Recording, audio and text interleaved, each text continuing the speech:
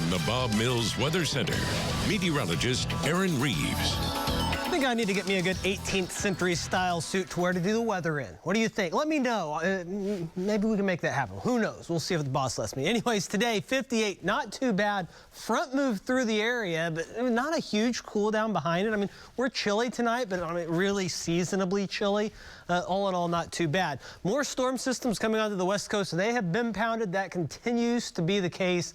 And that's going to continue to be the case as there are more storms lined up behind this. So still a lot of too much rain and too much snow in some places in the western United States.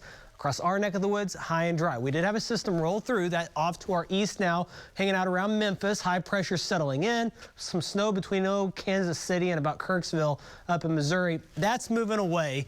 We're going to see a quiet but cold night, really seasonably cold. Here's a live view out from the Jinx area. That red light, that's just the red light at the top of the tower. Nothing crazy going on. All in all, it is good. Temperature 34 in Tulsa. We do have a north wind there at 8. The dew point at 28, and that's where I expect us to drop down for an overnight low. 32 in Bartlesville, 29 in Ponca City. We see things a bit warmer to the south and east, 50 in Poto. Idabel still hanging out at 54. So it's taken a little while for that cooler air to filter to our southeastern counties. But tomorrow morning, upper 20s to low 30s, pretty common. Once again, a bit warmer down to the south and east. Going into tomorrow afternoon, we're going to talk about those temperatures rebounding really pretty nicely. Winds will eventually become a bit more southwesterly. We'll be mostly in the upper 40s to around mid 50s across the area. Idabel at 60, going on into our Monday morning, starting off into the 30s. So we'll see things starting to warm back up as south winds crank up again, upper 50s to low 60s. A weak boundary does move through Monday.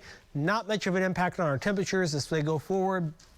A little bit stronger front moves in Wednesday night into Thursday, a chance of rain, isolated thunder. That gets out of here, and then another system maybe early the next week as we have just that kind of west to east flow in the upper levels, and that brings us a front about every 2 or 3 days. Pretty active pattern, but they come through so much we stay fairly dry, so it's hard to get a lot of precipitation. Looking forward temperature-wise, there's that front toward the end of the week. Notice we just cool down to near normal behind that, so nothing too out of the ordinary with that. We'll continue to be pretty warm as we head into the 15th through the 21st. Not to say there can't be a cool day in there, but all in all, once we factor it all together, we're going to talk about above normal temperatures and the chance for above normal precipitation as we have multiple systems coming from the west and rolling across the United States heading eastward. Here's what we have as far as our evening planner. Temperatures kind of hanging out similar to where they are now through midnight.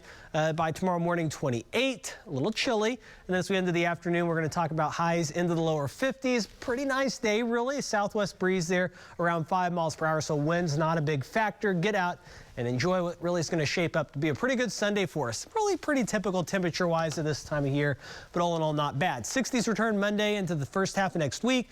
Then that front moves through, a chance of a shower, storm, and then cooler weather for Thursday and Friday before things moderate back upward again by next weekend. So a lot going on in sports this time of year. Of course, NFL playoffs is going on, plus a whole lot more. Let's find out about the whole scoop in all of sports, so we send it on over to Dan.